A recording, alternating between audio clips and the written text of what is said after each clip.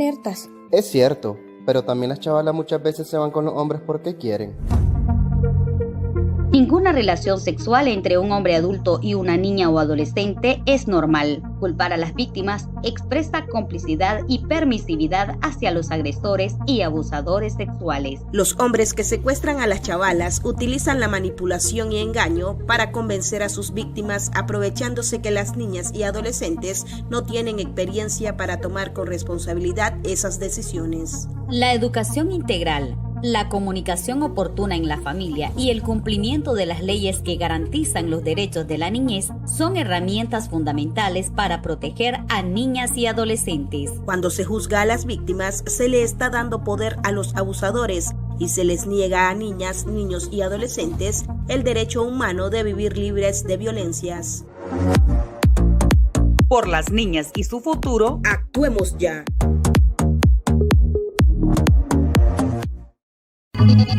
Cada cabeza es un mundo y de un tema hay diferentes puntos de vista, pero conversando se entiende la gente. Conversando, todos los miércoles a esta hora y por esta emisora.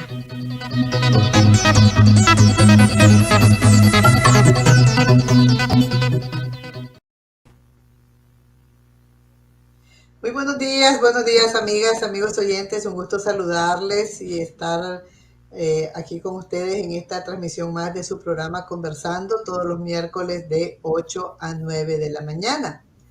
El tema de esta mañana que le queremos compartir es la situación de los derechos sexuales, reproductivos y afectivos en Honduras. Por eso nos acompaña Nelcy Sandoval. Buenos días, Nelcy, ¿cómo estás? Bien, compañera, aquí acompañándoles y agradeciéndoles el espacio también para poder compartir un poco de lo que pasa en Honduras. Bienvenida. Bueno, quiero contarles también que nos acompañan en la transmisión de este programa emisoras y plataformas aliadas. Así que saludo para todas las audiencias de La Lupa, Agenda Propia, Intertextual, Entre Patria, Galería New, la radio de todas, la radio feminista de El Salvador y Radio Ouija de Metapán, El Salvador. Así que le damos la bienvenida a esta nueva audición de su programa Sembrando Voces, Cosechando Derechos. Este es un programa que realizamos en coordinación con Farmamundi y con el apoyo de la Agencia Catalana de Cooperación al Desarrollo. Como recordarán, este programa es parte del proyecto Conectando los Derechos Sexuales y Reproductivos de las Mujeres Centroamericanas. En nuestro primer encuentro conversamos acerca de la situación de estos derechos en la región, específicamente de El Salvador y de Nicaragua, pero para tener un panorama más amplio, pues ahora vamos a conversar con Nelcy Sandoval del colectivo Casiopea, ¿verdad?, quienes trabajan por el acceso a la salud sexual y reproductiva de las niñas y mujeres en La Ceiba, Honduras. Así que nuevamente, Nelcy, te doy la bienvenida a este programa para que conversemos, ¿verdad?, sobre esta temática. Muchas gracias y bienvenida. Contanos un poco de la situación de los derechos sexuales y reproductivos que viven en Honduras. ¿Cuáles son esos principales retos que ustedes tienen para el acceso a los servicios de la salud sexual reproductiva en Honduras? Bien, como punto de partida, lo principal que tenemos que tener en la fotografía, la situación que pasa acá en Honduras con la temática es que, en primer lugar, no se habla del tema. Se tiene que poner sobre la mesa, tanto en el sector de salud, los compañeros y compañeras que están dando el servicio en primera línea de atenciones no están capacitados para abordar la temática desde un enfoque de derechos, ni digamos desde un enfoque de género y diversidad. Entonces ese es como el primer reto, ¿no?, que los profesionales de salud no tienen la capacitación para poder abordarlo. El segundo, en el ámbito educativo, este año pues tuvimos un avance el 8 de marzo, históricamente la actual presidenta firmó una ley que era para la prevención de embarazos en la adolescencia y embarazos no deseados. pero en julio este avance se retrocedió y vetaron la ley, el decreto que habían hecho el 8 de marzo y pues volvimos atrás. ¿Por qué? Porque en Honduras existe un estado bastante fundamentalista religioso, cosa que no es diferente con nuestros hermanos centroamericanos, en Nicaragua, El Salvador, tenemos como la misma lógica de estados, ¿no? Ujú. Entonces, ese es otro reto, ¿no? De que desde el estado el tema se maneja desde el oscurantismo religioso, porque los argumentos para vetar la ley para prevenir la educación sexual y reproductiva en Honduras fueron que ostentaba a los valores familiares y los valores cristianos y religiosos que históricamente han estado rigiendo las políticas públicas en Honduras. Esos dos principales, ¿no? Primero, la no capacitación de los profesionales, tanto de la salud y educación en la temática. Y lo segundo, que la lógica estatales o las políticas públicas en Honduras son bajo el tema del fundamentalismo religioso. Nunca sobre los derechos que tenemos todas las personas, tanto mujeres, niñas, incluso los hombres, ¿no? Los derechos Sí. reproductivos no solo nos incluyen a nosotras o nosotros, sino que también los compas. Esos son. Me llama la atención el hecho que decías de que no se puede hablar de este tema. Entonces, ¿cómo es que las mujeres podemos empoderarnos de nuestro cuerpo si es un tema tabú, si es un tema que está prohibido? O sea, es importante que las mujeres conozcamos de nuestra sexualidad, es un derecho. Entonces, ¿cómo es posible hacer eso si no está permitido hablar del tema? Es ahí donde utilizamos, bueno, desde la experiencia organizativa de Casiopea, se utilizan discursos que son más como aceptados. Por ejemplo, si queremos hablar de prevenir embarazos no deseados y planificación familiar, etcétera, o Ujú. incluso de placer, hablamos desde un enfoque de fecundidad deseada, de cuántos hijos tú quieres tener como mujer, si realmente quieres tener hijos, etcétera, ¿no? O sea, tratamos de abordarlo desde discursos más aceptados, pero siempre con la finalidad de poner sobre la mesa el tema de los derechos y el derechos sexuales y reproductivos y también el tema del territorio como cuerpo-territorio, Ujú. de asumirse tu cuerpo, tus decisiones, eso, no empoderar. Pero sí, desde discursos más aceptados, como ese concepto que menciono, de fecundidad deseada. ¿Qué es fecundidad deseada? Es eso lo que menciono, ¿no? Entonces ya cuando vamos a un centro educativo, por ejemplo, y queremos hablar del tema, a la directora le explicamos de que vamos a hablar sobre qué es ser mamá, qué implica ser mamá, pero en sí es un juego de palabras, por decirlo así, de conceptos, que las Ujú. personas en su imaginario manejan más como la familia. Si vamos a trabajar el tema de embarazo no deseado, la familia. Yo qué tipo de familia quiero tener, cómo quiero ser mamá, etcétera. No, algunas personas nos dirían que es reforzar el discurso dominante, ¿no? Pero de alguna manera tenemos que entrarlo. Ya cuando tenemos la confianza tanto de los papás, de las niñas, de los adolescentes, de las jóvenes, y ahí podemos aperturarnos, porque hay que ir liquidando un montón de mitos que se tienen, o tabús que se Claro. tienen, de a poco. Sí, Eso, porque hay mujeres que nunca nos hemos visto ni el cuerpo en un espejo, nunca nos hemos visto desnuda. Entonces, menos que vamos a tener conciencia de decidir si queremos ser mamá o no. O es porque estamos siguiendo la tradición de nuestras madres o porque la sociedad nos ha dicho que el hecho de ser mujer te obliga a ser madre.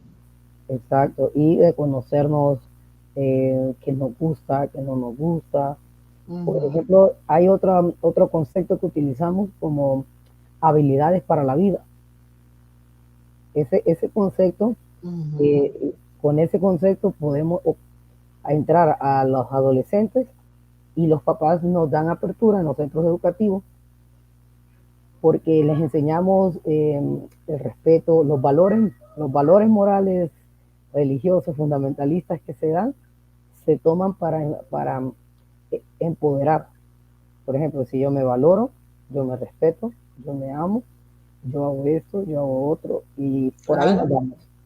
Por ahí nos vamos porque primero, vaya, por ejemplo, si trabajamos con niñas, no solo es trabajar con las niñas, también hay que trabajar con las madres, con las tías, con las abuelas, porque la primera aliado, se quiera o no, para trabajar con, y sé que va a sonar un poquito bastante funcional lo que voy a decir, pero es la familia. O sea, si nos ganamos a la mamá, si nos ganamos a las madres de tercer grado, por ejemplo, cuando nosotros queramos ir a hablar de un tema un poquito más como de prevenir la agresión sexual en las infancias, ellas nos van a, cuando escuchan agresiones sexuales, no nos van a poner un stop, o sea, van a entender que lo hacemos desde una perspectiva que sume a la vida de las niñas, que es el fin, ¿no? Y que esas niñas se van a convertir en adolescentes jóvenes y jóvenes, en madres, si quieren o no, pero van a ser adultas, y qué tipo de adultas vamos a tener en la sociedad, y por ahí vamos. Y se le enseña a tomar decisiones no solo en el ámbito de tu vida o esfera sexual, sino que también para la vida, le decimos. No, además que son temas fundamentales para hablarlos con las niñas, con las adolescentes, y a veces las madres no tienen las herramientas, no tienen la información para hablar de estos temas. No, y nos encontramos que ni siquiera las maestras, ni siquiera los maestros. O sea, vaya, por ejemplo, trabajamos el tema del acoso sexual escolar. Si una docente sabe que una niña está sufriendo esto, o un niño, y ella no tiene las herramientas, no está el protocolo, ni siquiera la Secretaría de Educación o la Departamental de Educación tiene estipulado una ruta, que es lo mínimo, ¿no? Una herramienta estructural, ¿qué hace? O sea, no solo es venir igual con el personal de salud, no solamente es venir a decir, ustedes no hacen nada, no les importa, no es eso. A veces no tenemos las condiciones mínimas. Y obviamente no podemos obviar que nuestros países tienen un nivel de inseguridad y de violencia alto. Entonces no sabemos en un barrio bien violento, por decirlo así, periférico, sabemos que pueden haber estos casos. También en los otros que no son periféricos, pero bueno. Si no tienen las maestras una herramienta para poder actuar, ¿cómo van a actuar? Muy difícil.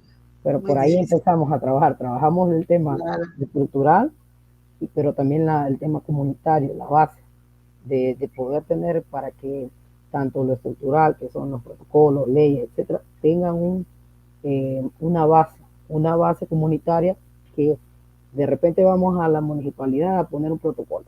Lo que pasó con el tema de acoso sexual escolar. Nosotras con otras compañeras hicimos la propuesta política para prevenir esto. ¿Y qué pasó? No nos lo querían pasar, pero si son las madres de familia, los consejos de padres y madres de familia proponiendo algo, no una organización, no una ONG, no un donante, sino en la comunidad, pues esto pasa, ¿no? Y eso, una buena estrategia. Claro, y de eso se trata, trabajar desde una percepción de transformación social. O sea, sí, nosotros podemos generar cambios con lo que hacemos y todo, pero si la comunidad y las niñas y las mujeres no se empoderan y exigen, no vamos a tener como impacto. No avanzamos. Sí. Creo que ya hablé mucho, ¿no? No, estamos bien, ¿no? Sí, ya veo que tienen un panorama bien difícil, igual que los otros países de Centroamérica, ¿verdad? Pensábamos que ustedes estaban un poquito mejor, pero la situación se está complejizando en todo Centroamérica. No, perdón, creo que eso ha sido por el tema de que ahora tenemos una presidenta, porque eso también no podemos obviarlo. Este es el primer gobierno que preside una mujer. Una mujer. Jamás en la historia de Honduras habíamos tenido una presidenta. Eso es un logro desde mi percepción, es un logro. es un logro porque ya nos pusimos en historia, por decirlo así. Claro. Estamos, Ahora hay que ver qué tanto cumple ella con lo que ha prometido, ¿verdad? Sobre todo eh, para la defensa de los derechos de las mujeres. sí, eso es bien complicado. Aquí hay muchas posturas. Nosotros desde Casiopea, pues nos mantenemos un poco neutrales porque han habido avances, pero también han habido retrocesos. Entonces, las expectativas tratamos de no manejarlas tan altas porque históricamente ya nosotras la mayoría que conformamos Casiopea venimos de los barrios más pobres, o sea, sabemos que tener expectativas altas a veces es doloroso, entonces tenemos cuidado con eso y trabajamos con lo que hay. Con lo Claro. que hay Y en el tema del derecho a decidir, ¿consideras que ha habido un avance o un retroceso? bueno, hace poco, igual este año, se hizo el tema de la aprobación de la PAE, que es la pastilla anticonceptiva de emergencia. En Honduras eso estaba prohibido, igual condenado y penalizado. Ya se puede utilizar la PAE. Después de más de 10 años de lucha, se logró. Yo sé que esto, para ustedes, creo, ¿no? Que en El Salvador sí se puede usar, pero en Honduras no. O sea, si hacemos un análisis comparativo entre los países hermanos de Centroamérica, sabíamos que estábamos bien atrasados con solamente el tema del anticonceptivo de emergencia. Sí. Imagínate ahora hablar del derecho a decidir. Eso está complicado más. Aquí en Honduras hay una plataforma que nosotras no somos parte, pero no podemos dejar de mencionar y darle el crédito a las compas, que se llama Somos Muchas.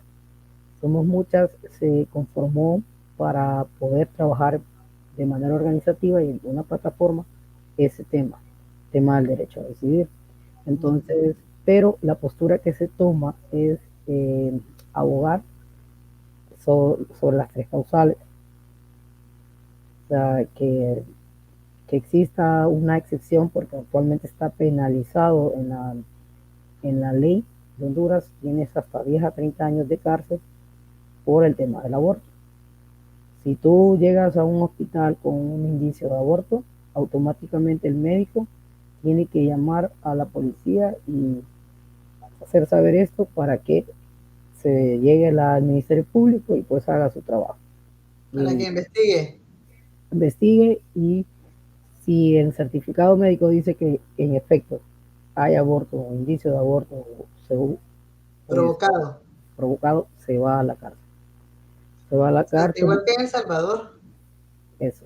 O sea, está y también está, podemos ver en las calles grafitis diciendo no al aborto, el aborto es un pecado, van al infierno, etcétera, ¿no? O sea, pero si es un aborto espontáneo no pasa nada, me imagino, porque es que ahí está el detalle. ¿Cómo saber que sea un aborto espontáneo? Sí, médicamente, pues hay indicios, pues la infección física. Sin embargo, eso es la lucha que tenemos, de que, por decirlo así, otro reto, que no sean los perjuicios del médico lo que actúe cuando está haciendo la revisión o haciendo el reporte, porque muchas veces hasta castigan pues innecesariamente, o sea, solo ven o notan que hay un indicio de aborto y ya condenan a la mujer, sin antes hacer todo. Sí, antes hacer un análisis clínico y valorar qué fue lo que lo provocó, ¿no? Porque hay muchos espontáneos. Claro, y también otro tema, eso iba a mencionar, ¿no? El tema de las emergencias obstétricas, eso no lo toman en cuenta. O sea, que sí o sí, si usted está embarazada y aunque el hijo le ponga la vida en riesgo, usted tiene que parirlo. Wow. O sea, no valoran. O sea, no se valora la vida de la mujer. No. Entonces, eso sí hay que trabajar bastante contra eso. Pues, o sea, Eso no se puede estar dando porque es un tipo de violencia marcada y directa. Podemos hablar hasta de violencia estructural de parte del Estado, porque si el Estado tiene ese tipo de política, la Secretaría de Salud tiene esa visión, entonces se están violentando los derechos de las mujeres y, y cosas así, ¿va? O sea, Sí. difícil. Nelcy, tenemos ahí dos comentarios de Miriam García. Uno dice, qué fuerte toda la situación de derechos sexuales. Está bastante limitada en Centroamérica. Y después dice, hay muchas mujeres que están en prisión por abortos espontáneos o emergencia obstétrica. Ah, esta es una pregunta que te hace. Sí, sí lo hay. Incluso niñas, o sea, adolescentes que no han cumplido 18 años. Por ejemplo, en la comunidad nuestra tenemos ahí. Entonces, eso es más preocupante y lo que mencionaba, ¿no? La reforma al Código Penal de Honduras, en vez de mejorar la situación de esta temática del aborto, condenó más a las mujeres. Porque antes daban que 6 meses, 1 año, 2 años. Ahora estamos hablando de entre 1 año a 30 años. 6 años, perdón, a 30 años. 30 años. 30 años. Y solamente posiblemente encontramos un caso, por ejemplo, no voy a mencionar el hospital, pero sí encontramos un caso donde el médico hizo el reporte, se llevó a la chavala y la chavala le dieron la pena máxima, 30 años. Y ni siquiera el médico hizo una inspección para ver si pudo haber sido por un golpe, algo espontáneo. Pues. O sea, eso es preocupante. Yo sé que ustedes, he visto algunas noticias de que también han pasado casos, pero que se les ha podido ayudar. Acá lo que pasa es que el sistema es bien precario, el sistema judicial es precario y no es, tiene muchas trabas.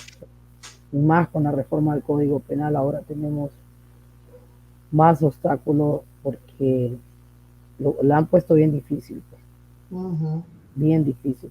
Entonces ahí está la apuesta, ¿no? De trabajar con los profesionales de salud, las enfermeras que están ahí en la línea para que que no sean sus prejuicios o sus sesgos personales que tengan sobre la temática y que hagan su trabajo como debe ser, porque se están jugando la vida de alguien, pues.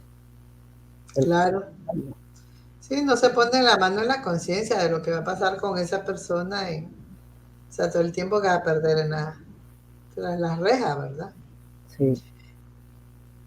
Y claro, como vos decís, tiene que ver con las políticas públicas de salud también que no son acorde al respeto a los derechos humanos. Sí. Cambiando de tema, Nelcy, ¿y qué está pasando con la situación de los derechos de las personas de la diversidad sexual? Ese es otro gran tema, ¿no? Acá en Honduras. Pues mira, para no ser pesimista, también hay que ver lo bueno, ¿no? El lado positivo. Sí, el lado positivo de la situación. Ajá. Ha existido un avance en cuanto a que ahora se reconoce y se habla del tema. Antes no se hablaba del tema. Hablar de diversidad sexual en el área de salud era siempre solamente decir el SAIT, los centros de atención para las personas con VIH. Si nosotros hablamos de diversidad sexual, de un solo nos mandaban al SAIT, o sea, al tema de las personas en condición con VIH. Sí. Históricamente ha sido, ¿no? Ahora no, ahora pues podemos hablar de diversidad sexual y salud mental, por ejemplo. Diversidad sexual y las condiciones que las compañeras trans y los compañeros trans tienen, ¿no? De salud. Que ojo, ¿Existe alguna ley del tema de identidad para las personas trans? ahí va a entrar. Se ha estado luchando desde hace 5 años para esa ley de identidad de género, pero aún se mira un poco largo. Ajá. lograrlo, pero se está trabajando y pues gracias a lo del caso de Vicky Hernández, que la Corte Interamericana de Derechos Humanos falló contra el Estado de Honduras, se ha sido como un punto de partida este año, ese logro, para poder hablar de la identidad, la ley de identidad de género, hablar sobre becas para la comunidad trans desde la Secretaría de Educación, que se está dando ya, igual desde la Secretaría de Inclusión y Desarrollo Social, CDSOL, acá en Honduras, ya hay un programa de becas para las personas de la diversidad. Entonces, de manera estructural, estatal, pues ya Poquito a poquito. Sí, Va ahora avanzando. el Y trabajo en la comunidad, ese ya es otro punto. Pero ya claro, se habla. ¿Por qué? Por ejemplo, mi expresión de género. Como se tenía en el imaginario de que una persona que venía de un barrio tenía una expresión de género diferente, no heteronormado. Si me miran hoy en día, ven que terminé la universidad, ven que soy una persona de bien. O sea, la gente en la comunidad dice, escucha, sos una persona de bien y no tiene nada que ver tu expresión ni tu orientación. O sea, ya en las comunidades nosotros hemos sido parte, somos parte de la comunidad, y ya nos ven no como algo, como abominación. Y cuando vienen los discursos de odio, ellos se recuerdan, no, pero yo conozco a aquella chava que vivía en la esquina, que qué buena persona es, eso no tiene que ver. O incluso somos parte de iglesias, ¿por qué no hablarlo, no? O sea, sé sí. que históricamente ha sido una lucha eh, campal, pero estamos tratando de mitigar los efectos de los discursos de odio y hablar más de eso, ¿no? Que ustedes me conocen, yo los conozco, miren, soy de carne también como ustedes. Claro. Sentimientos. Sentimientos, eso es apegar más a los sentipensantes de las personas para poder luchar contra esos discursos de odio. Sí han habido avances, o sea, yo cuando estuve en la universidad, o sea, yo jamás escuché que me hablaran de diversidad sexual. Y hoy en día hablamos de diversidad sexual en las universidades. Igual la campaña que tuvimos con las compañeras de Harvard Mundi, ¿no? Hablamos de diversidad, no solo de un tipo de mujeres. O sea, no solo está la mujer cis, también existen las mujeres lesbianas, las bisexuales, es que todas seguimos siendo. Sí.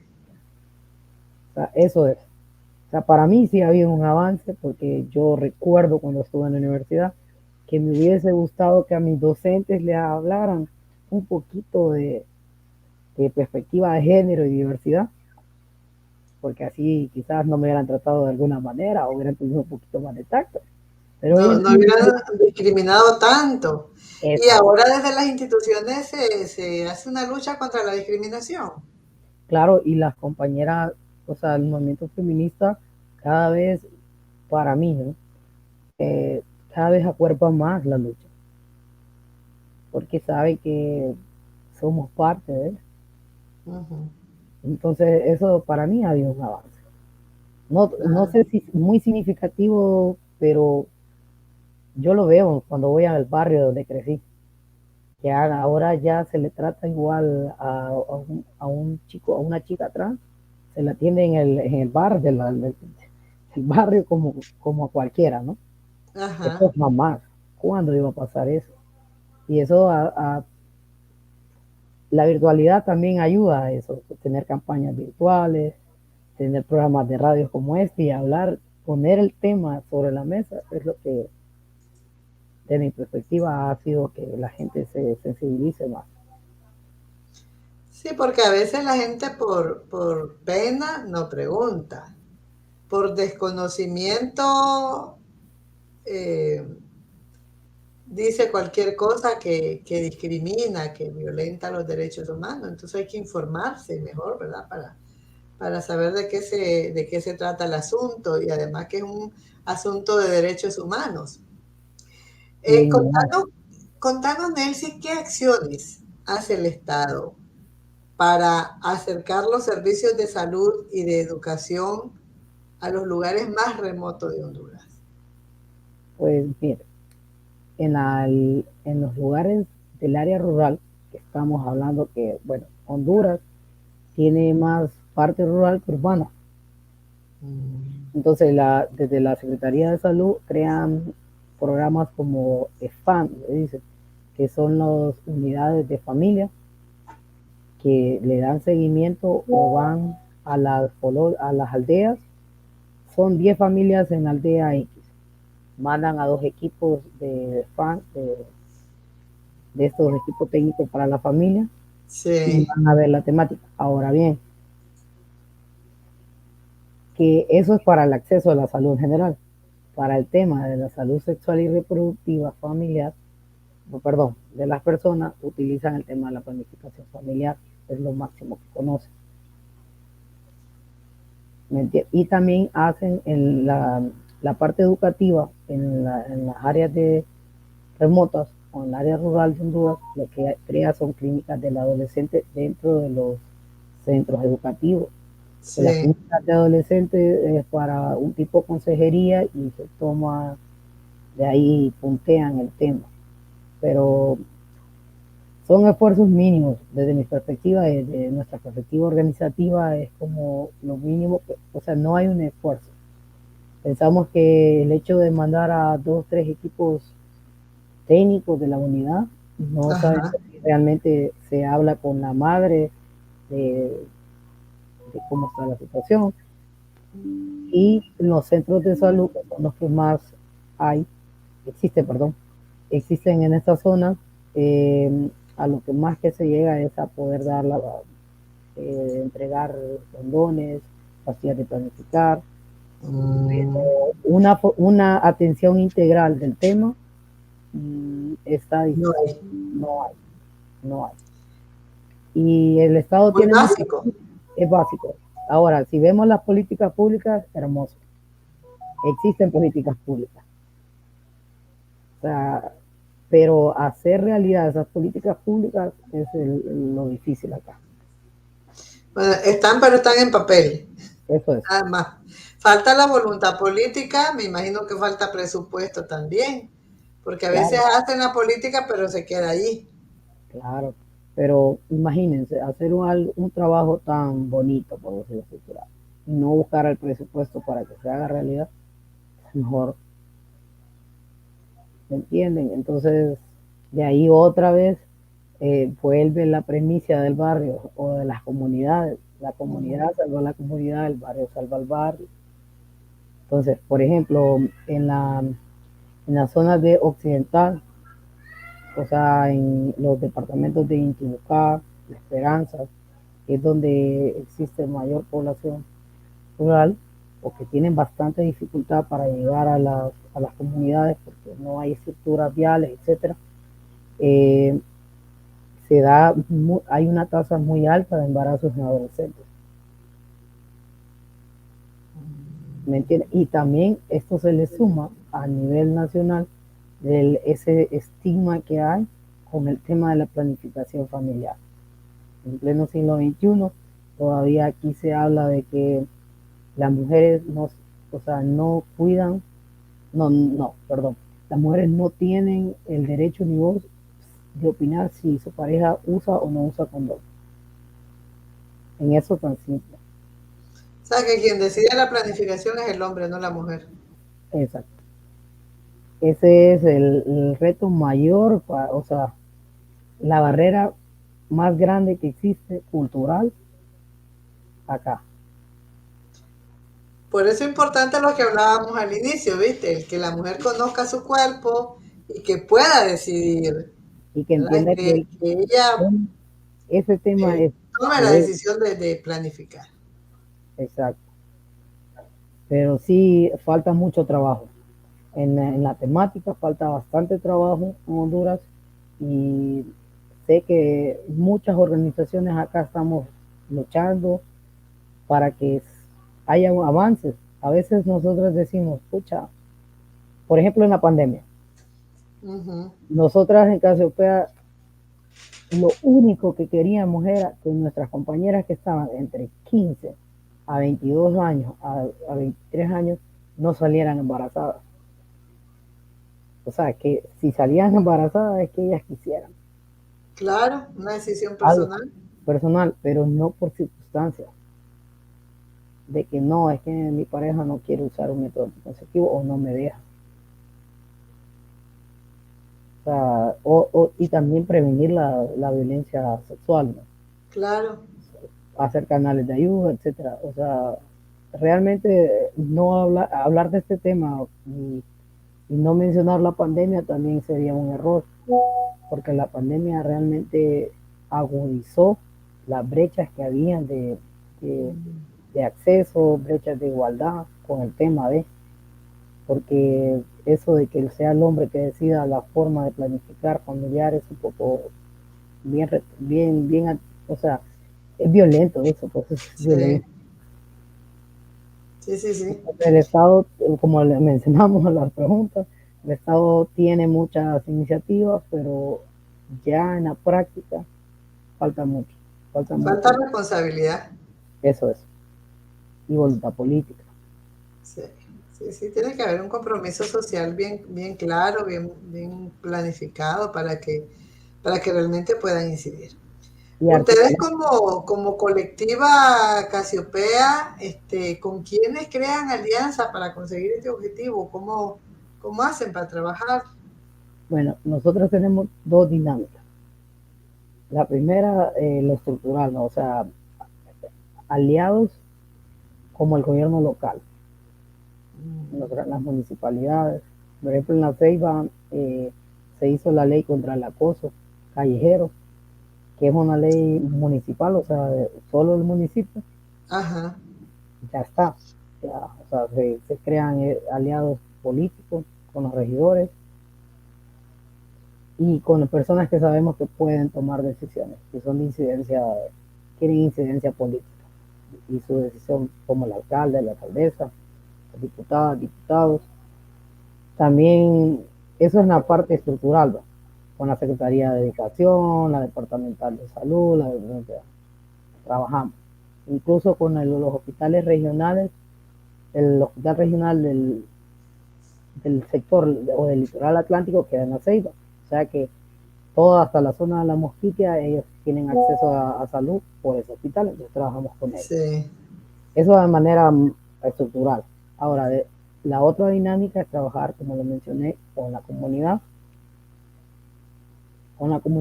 con quienes tenemos alianza, con los patronatos, con las juntas de agua, con los padres, juntas de padres y madres de familia, con los gobiernos estudiantiles, que acá se tiene esa modalidad, y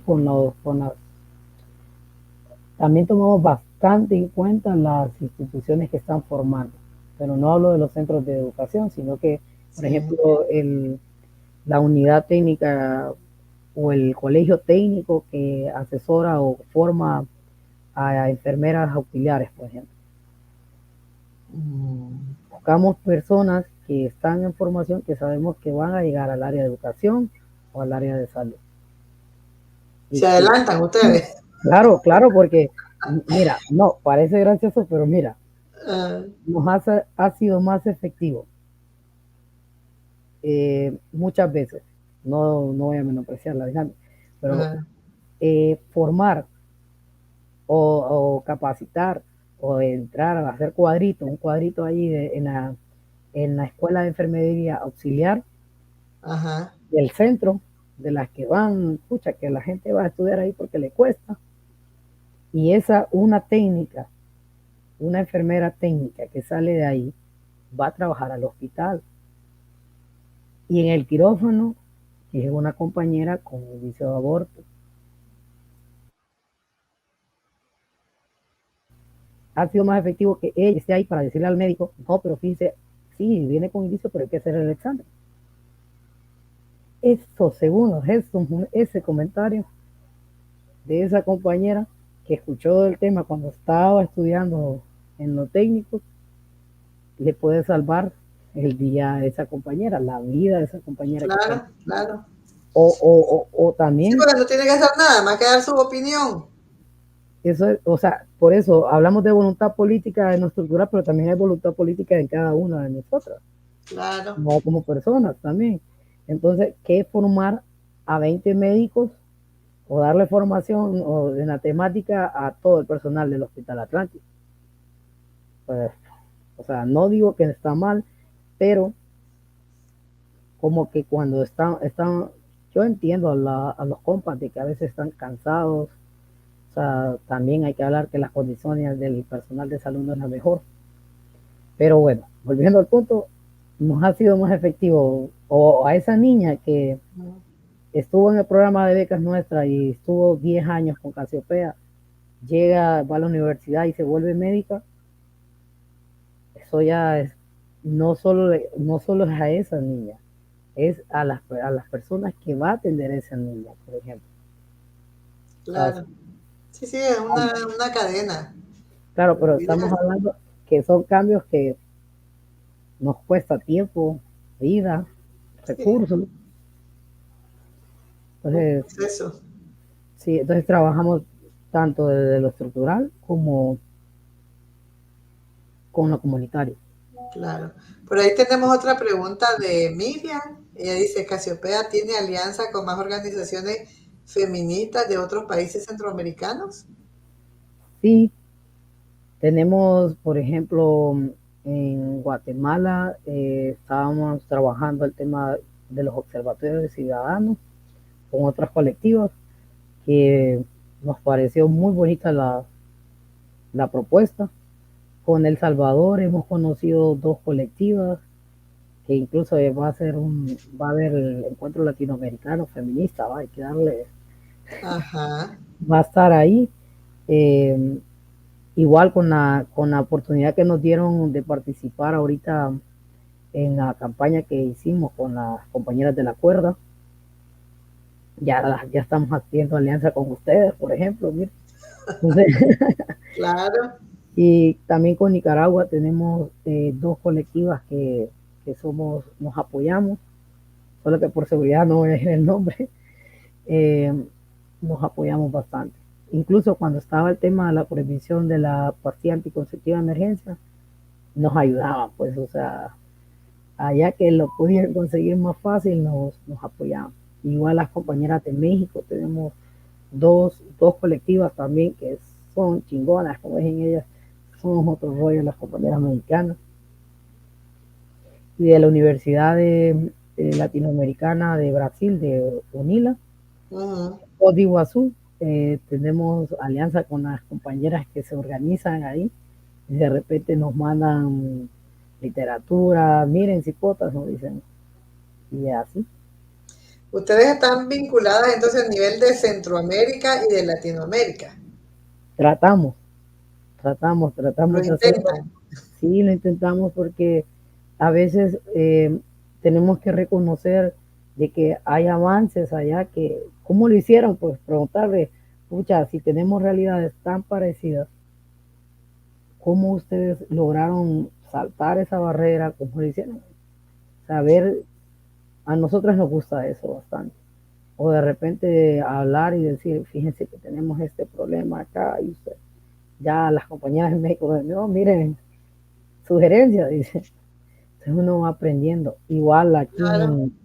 en el país apoyamos, por ejemplo, el movimiento Yo no quiero ser violada, que para nosotros, en lo personal, me gusta su dinámica de trabajo, somos parte, y con otras organizaciones de base, igual con instituciones, igual los donantes, pues hay donantes que también nos han apoyado, más que solo con el recurso financiero, nos han aportado a aprender a cómo mejorar nuestro trabajo. Porque no, miren, lo más difícil que tuvimos nosotras es entender, porque ¿qué? Esto lo iniciamos tres chavalas, pues, o sea, estoy diciendo que yo tenía que 26, 25 años, la otra tenía ¿Y 25. ahora cuántas son? Yo, hey, no se dice la edad, pero lo tenemos ahí. O sea, ahora somos como, estamos en asamblea como 15 y hay un montón porque tenemos, nuestra directora tiene 9 años, tenemos a nuestra escuela Chiqui, le decimos, que esas son las guerreras que apostamos, ¿no? De que van. Ya somos varios, somos más de entre 30, 50, unas más activas que otras, lo usual, ¿no? El tema organizativo, pero hemos crecido y siempre encontramos en el camino a alguien que nos dice, pucha, ustedes fueron las que nos ayudaron. O en la universidad nos dijeron, Claro. ustedes son las de la pulserita morada. O sea, Este es su distintivo, una pulserita sí, morada. sí, porque la primera acción que tuvimos fue en la universidad de ahí, se llama Curlo, que es la autónoma del litoral atlántico. Ujú. De ahí de la zona nuestra había el tema del acoso sexual, ¿no? Dentro de, siempre histórico eso, lamentablemente. Entonces pusimos, esa campaña no fue nuestra, esa campaña fue de, no recuerdo de qué país, pero o fue de Guatemala o El Salvador, que Ajá. empezaron a decir, dame la mano. La campaña Dame la mano con las compañeras de Argentina. Entonces, Dame la mano era ponerse una pulsera morada. Si yo iba por el pasillo de la universidad y me sentía insegura y miraba a una compañera que tenía la pulsera morada, solo le agarraba la mano y me iba. Era un código que teníamos interno. Entonces, Qué genial. cuando pasaba algo, y así nos recuerdan, ese es el imaginario que hay nuestro dentro de nuestra. Claro. Dame la Un mano, sentimiento de protección. eso es. Eso es, entonces, y eso lo hicimos entre 5 o 6, de ahí fuimos 20 y así. Se fue Y así, ampliando. sí, sí, y tomamos el tema de que somos una colectividad, ¿no? Aquí, tanto mi opinión, y tenemos una regla. Son pocas, casi no tenemos reglas, muchas, pero solo hay una. Ajá. Yo si tengo que tratar a la compañera que está a mi lado, si es mayor, la voy a tratar como me gustaría que me traten a esa edad. Si es menor, la voy a tratar como me gustaría que me hubieran tratado a mí a esa edad. Eso es lo único. Cuando vamos a asambleas, hay de todo, ¿va? Pero esa regla es la única que nos ha marcado el camino y el trabajo que tenemos. Muy bonita. Es una regla muy bonita porque es de incentivar el respeto entre nosotras mismas. Y aceptarnos como una legítima otra. Claro, como somos, independientemente de la edad, del color, de todo. La orientación, la expresión de género, etcétera, y de las decisiones que tengamos. Claro Eso. que sí. Sí. Nelcy, ¿qué te gustaría, ya para despedirnos, qué te gustaría decirle vos a las mujeres de Honduras sobre este tema de los derechos sexuales reproductivos? De que hay que seguir para adelante y de que aunque muchas veces tengamos obstáculos y existan días que haya más errores que aciertos en nuestro trabajo, en nuestro quehacer organizativo, hay que valorar lo que hacemos, pues, y recordar que lo que hacemos lo hacemos porque es nuestra vida la que está jugando, y la vida de nuestras compañeras, la vida de las niñas, de que si nosotras no tuvimos algo en nuestra generación, en nuestros momentos, que sí se puede desear para las demás generaciones, pues. Así que no nos desmotivemos y que mantengamos la esperanza. Suena algo romántico, dije que a veces soy un poco romántico, está ahí. pero es que es lo que nos queda y hay que trabajar con lo que hay y que no estamos solas, porque si las compañeras de Guatemala y El Salvador, Nicaragua pueden, nosotras también, pues, de que nos une, hay más cosas que nos unen que las que nos dividen, pues, y eso es lo que hay que echar para adelante, pues. Eso es. Bueno, muchísimas gracias, Nelcy, por acompañarnos hoy en esta mañana de conversando, pues. Sin duda aprendí mucho y seguramente que todas las mujeres que nos escuchan o que nos van a escuchar, porque a veces escuchan este programa en diferido, después cuando salen de su trabajo, ¿verdad? Entonces, podemos reflexionar y aprender mutuamente acerca de, pues, de lo que estamos viviendo las mujeres en Centroamérica respecto a nuestros derechos sexuales y reproductivos y los retos, pues, que tenemos, porque siempre vamos a tener retos, es parte de la lucha cotidiana y como vos decís, mantener la esperanza, hijita, eso es lo único que nos queda. Sí. Así que gracias.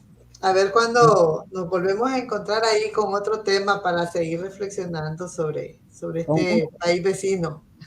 Con gusto, con gusto. Saludos. Bueno, gracias. Y bueno, invitarles a las amigas, amigos que nos sintonizan a través de YouTube, ahí que se suscriban, que le den like a la campanita, a vos también, Nelson, te invito a hacerlo, ¿verdad? Porque así, pues, vamos ganando más audiencia, como decimos. Gracias y será hasta el próximo programa. Saludo también a todas las audiencias que hoy nos han acompañado a través de las plataformas amigas como Intertextual, La Agenda Propia, La Lupa, Entre Patria, Galería New, la radio de todas, la radio feminista y Radio Metapan del Salvador, porque también en El Salvador nos sintonizan. Así que gracias a las amigas aliadas que siempre están por ahí con nosotras. Hasta luego. Cada cabeza es un mundo y de un tema hay diferentes puntos de vista, pero conversando se entiende la gente. Conversando, todos los miércoles a esta hora y por esta emisora.